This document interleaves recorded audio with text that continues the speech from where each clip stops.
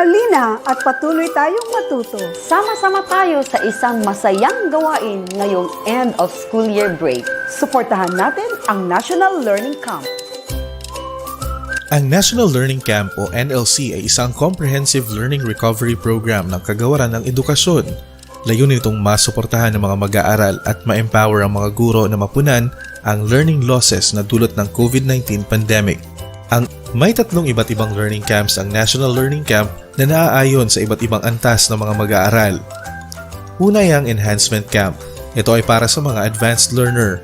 Dito, mabibigyan ng mas malalim, mas malawak at mas masikot na pagtalakay ang mga competency. Ang pangalawa ay ang Consolidation Camp.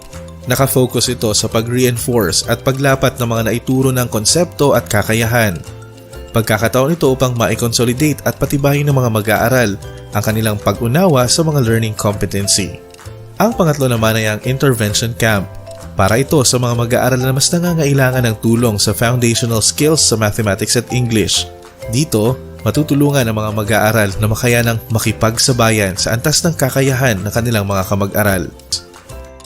Kung nais ninyong makilahok o mag-volunteer sa National Learning Camp, makipag-ugnayan sa pinakamalapit na paaralan sa inyong komunidad.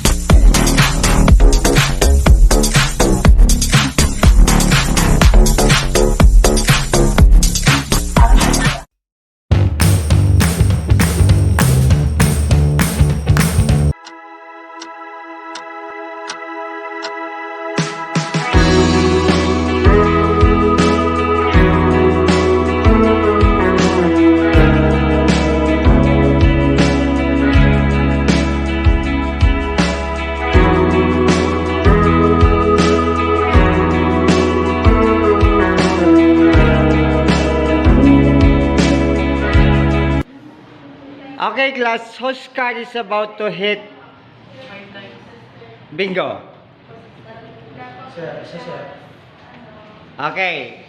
Isa na lang. Ibig sabihin, namumuro ka na.